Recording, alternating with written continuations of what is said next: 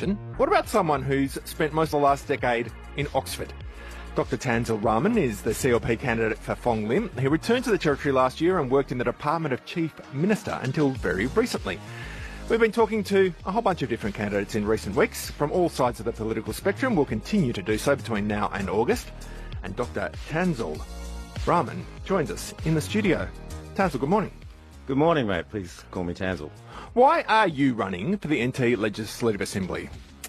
Well, I came back to try and make a difference. I grew up here in the 80s and 90s, and I think the first thing to say is that the Territory wasn't always as it is now. I came back here to try and help with population growth because that underpins economic growth.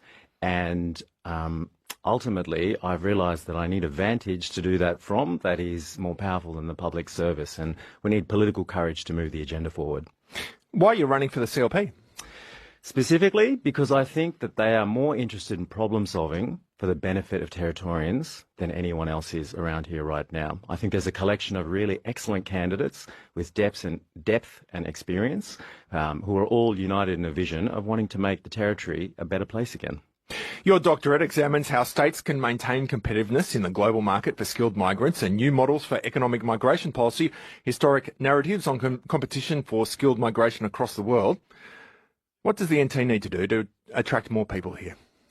Well, we could do an awful lot of things. I think the first thing to note is that we've kind of been attracting people to come here who are figuring out how to leave before they've even arrived.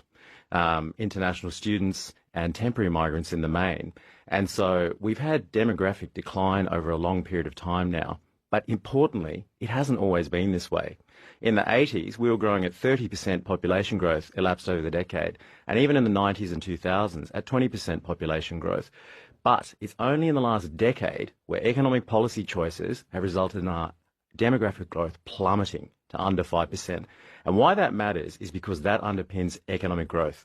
Without people, you can't build anything. Without people, you've got no workforce. So what's changed? Three things probably have really made a massive difference. We have probably overinvested in FIFO work. We've relied on agency workforce, for example, in healthcare. And on the migration front, what we've tended to do is bring in temporary workers and students rather than prioritising working families and people who are going to be here for the long haul. The Territory was meant to be the comeback capital, regardless of the tangled syntax of that phrase.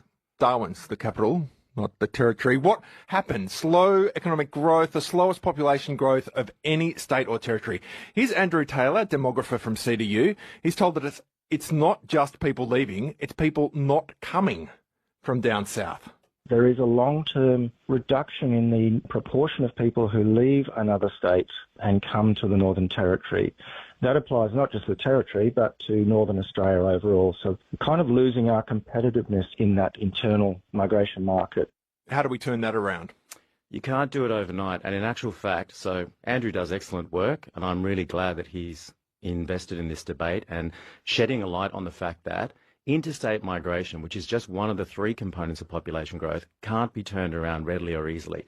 In fact, our natural resting state is to have negative interstate migration. It's just that it's gotten so much worse in the last decade. In actual fact, we've had negative interstate migration since 2010. And if you look at the budget papers, it's all hiding there in plain sight. Population growth is made up of three things, right? You have natural increase, which is births and deaths. You have interstate migration and overseas migration. And the Treasury papers will tell you all three of them are static or trending downwards. Less women aged 15 to 19 are having kids, and so our natural increase is going down. Interstate migration is starting to plummet because the Northern Territory is no longer a place of opportunity and livability. And overseas migration is also not working out for us as it should because we're not targeting the right people. In that decade, the CLP were in power for 4 years. Terry Mills, Adam Giles, they couldn't turn around net interstate migration. Why would a Whanokēara government be able to do so? I think they'd do things significantly differently. I think at the end of the day, poor economic policy choices by multiple governments over more than a decade are why we are where we are right now. Now, right now, the CLP is a very different looking outfit with some very skilled and experienced people across a diverse array of backgrounds who are all looking to try and problem solve for the benefit of the Territory. Well, yesterday we talked a bit about skilled migrants coming from north. There are quite a few things that are outside the NT government's control, though, aren't there? Like flights. Here's Em Mills. She moved to the NT when she was 14. She's the president of the Filipino Association of the NT. Where is she? She's not there. She was saying that the flights to Manila were just, she has to take 18 hours to get there. Let me see if I can find her. Sorry about this.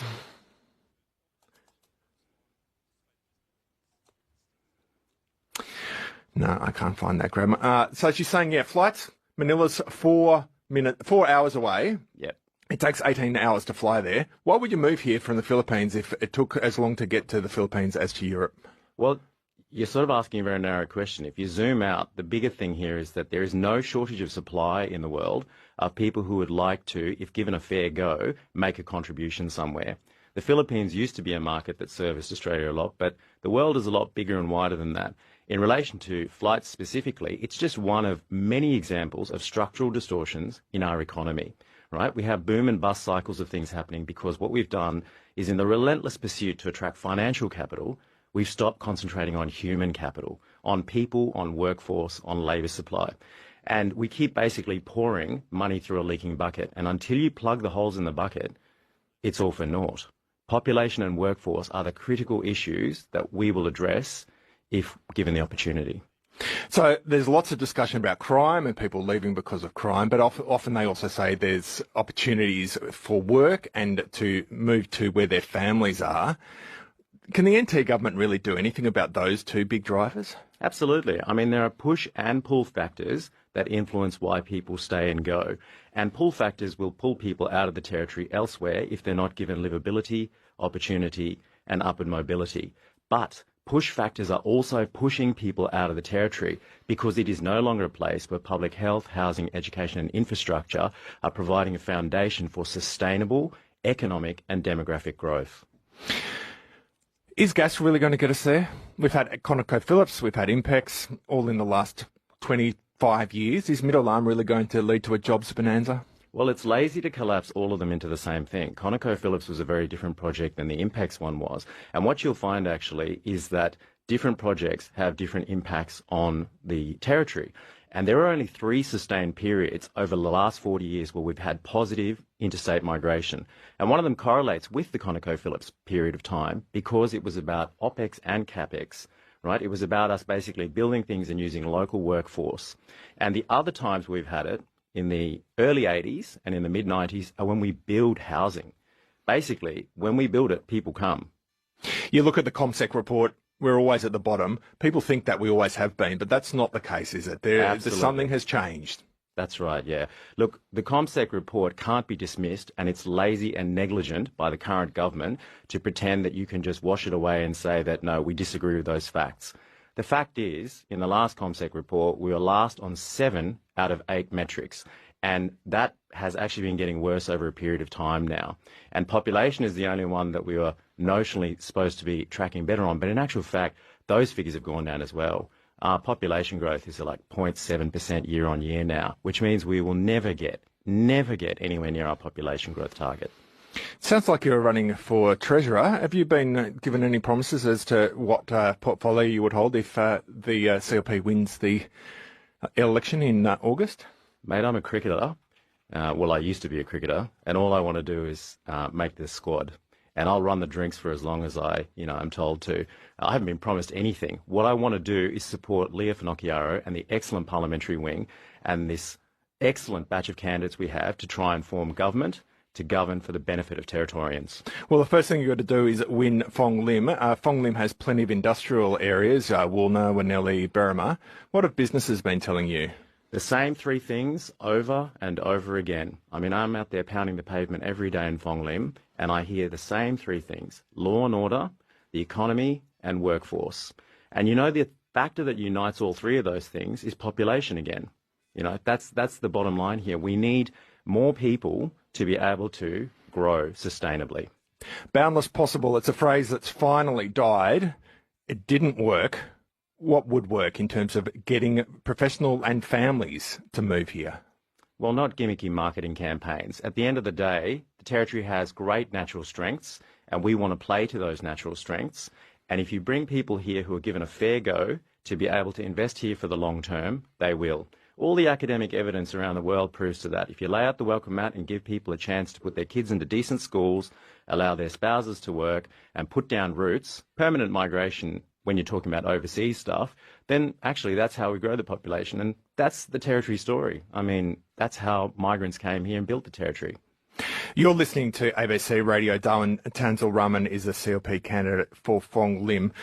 Tanzil, you're talking about a lot of things in the future, but people will look back on the CLP's record, and last time there were public assets sold. We've had a text in on 0487 991 057. Are the CLP still going to sell power and water, says Mal? Not to my knowledge. And look, what I can say is that I was the beneficiary of 27 years of strong and stable governance growing up here. I grew up in Karama. I went to a local school. I used a public health system that worked, and it got me from Karama to a decent university and gave me opportunities in life. I'm not sure that story is able to be replicated at the moment because of the state of dysfunction in the Northern Territory. Tanzil Rahman, you're a musician. The live music industry is in trouble. We've heard today that there are venues in Fortitude Valley, one of the famous live venue scenes in Brisbane and in Australia. They've got venues that are closing down. What could be done to make sure that live music is still a going concern in Darwin, where it's got a great live music scene? Absolutely. It's always punched disproportionately above its weight class. I was listening to the Hot and Cold Big Band last night in the Railway Club, actually, and there's a thriving live music scene here, and there always has been in the past. But it actually all comes back to the same stuff, mate. We need more of everything. We need more people. We need more musicians. We need more investment. We need more businesses. We need more momentum. We need some hope and some confidence. And all of that can be provided with a change of government. Mark Monaghan is the sitting member. He's a former teacher. He's got a ministry. How tough will it be to win Fong Lim? He's got a tight margin, but there are plenty of CLP members in Parliament right now with tighter ones. Look, I'm just going to put in the hard work. I'm out there meeting people of Fong Lim. They will make a choice, and I'm confident that given options, people will choose differently, because I think people are frankly fed up of 8 years of negligent economic mismanagement. Dr. Tanzil Rahman is the CLP candidate for Fong Lim. Thanks for coming into the studio today. Thank you very much for having me. Hi, Waleed Ali here. If you're